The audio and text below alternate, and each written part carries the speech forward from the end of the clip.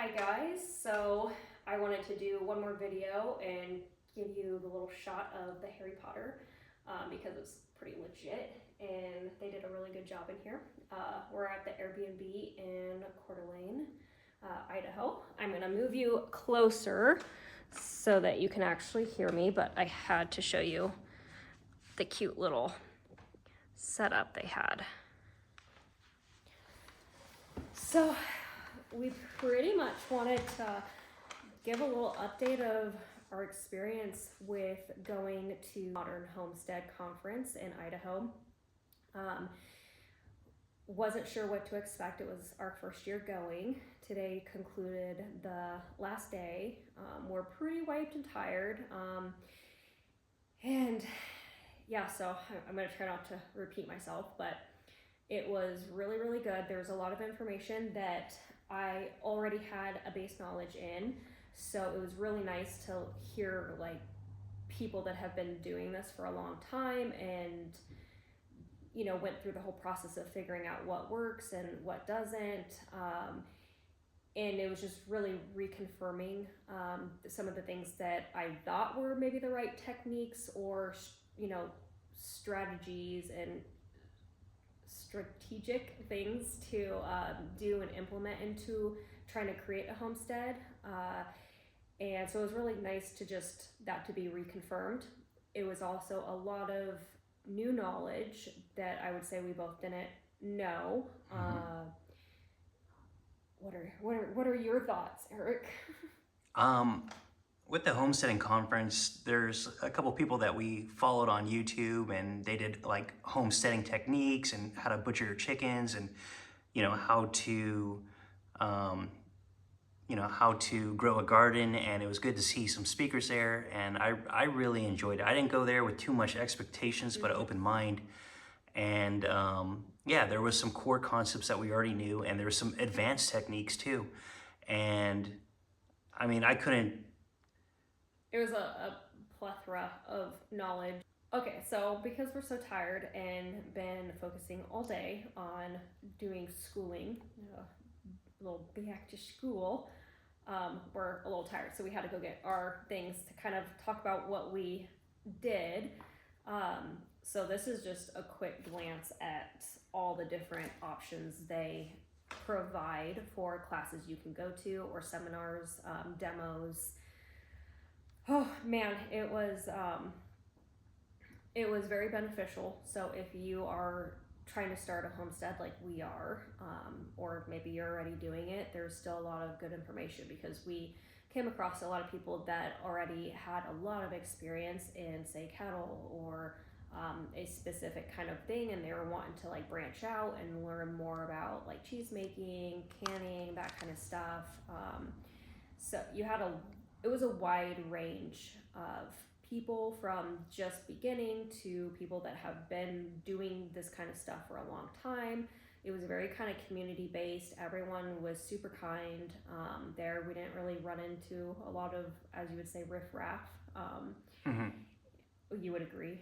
Yeah, I think there's like a lot of people that are just like-minded. They want to, whether they live in a city and they own a little bit of property, or they plan on moving on to property, or they already have a property and they don't know how to maintain it. You had different levels of experience all at this conference. And from different walks of life too. All over the US, Canada. Yeah, people from Utah, Montana, Colorado. Yeah, Colorado, all over Oregon, California, Alberta. Washington, Canada. Yeah, everywhere. So it was just really cool experience to kind of get that community feel, and everyone trying to strive for the same thing or keep the same, traditional like old ways of doing things to keep them alive and keep them going. And it's just really refreshing to see that many people, wanting to preserve that way of life. So yeah, if you've thought about checking it out, I definitely would for next year. I would say definitely worth it. We did homemaking. I was just gonna kind of go over the ones we picked, because for each kind of like hour slot or hour and a half slot, there's like, well, let's see, 1, 2, 3, 4, 5, 6, 7, about 7, 8 different options of classes you can choose from. So kind of the stuff that we went to go learn about or to further our education in is soap making. I did sheep shearing. We kind of divided and conquered, and Eric did choosing the right livestock and garden for the space that you have. And then let's see, we did. It was a Q&A roundtable next. No, we went to the successful livestock in winter. Oh, that's right. And then we went to the Q&A. Because it followed up right into that. Yeah, so those were the ones that we did for Friday. And then Saturday's schedule, the ones for today, we started it off with learning some beekeeping. And Eric, you really enjoyed that one. Then we moved on to creating healthy meals and pressure canning, and that was very reassuring because we've obviously had kind of the natural like fears of botulism and exploding the pressure canner, so walked away with, I think, with a little bit more confidence in that. And then had a lunch break, and then we went into cheese making. We both, I would say, really enjoyed that and are very, very interested in doing that. I've been talking about wanting to do our own cheese for quite some time, so, and it'll kind of be perfect and go hand in hand with being carnivore because it's one of like a main, you know, we're always adding it to our meals of some sort, trying to sneak it in.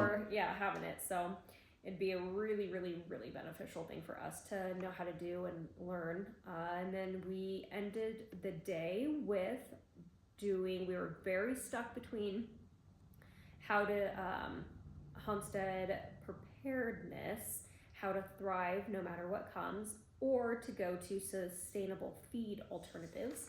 We decided on the feed alternatives, and I would say that was almost probably my favorite one of the day. It was very surprisingly that was our favorite one. Yeah, it really was, because I really thought the cheese making or the bee or pressure canning was gonna be like, they were top on my list of things I wanted to go to, and this surprisingly like probably took the top for me. It went over a few things I already knew, but again, it's really reassuring to rehear that, or to like it to be confirmed. And yeah, I would say that one, she just crammed a bunch of information in for that hour, and the speaker did a really, really great job. A lot of information, and we took our notepad and a pen and took notes the whole time. We are looking forward to getting like the recordings of the classes and stuff to rewatch and have that stuff on file to refer back to.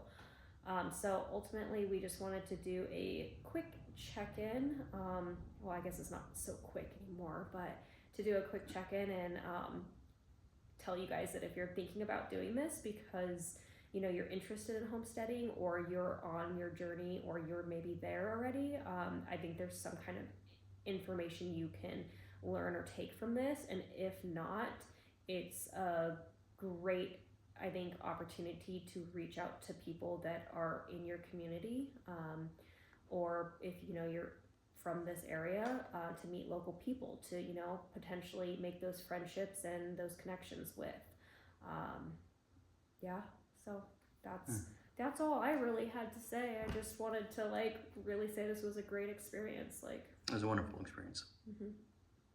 Any final thoughts, Mr. Eric? No, I just think that anybody that's thinking about, you know, rural living or homesteading, and you want to entertain that possibility, if it's even in your mind and you're on the fence of whether or not you want to do it, I would check out a homesteading conference, because it could just open up a lot of opportunities for your family and for yourself, and it's just a fun thing to do that brings the family together, and I just would encourage people to try it out. And I have one last thing I want to mention. The guest speaker for next year, or a speaker for next year. And I'm excited personally about it because I could be fangirling a little bit, but Dr. Ken Berry, one of the carnivore doctors or ketovore doctors, is going to be there. I'm fanboying too. Yeah. Yeah.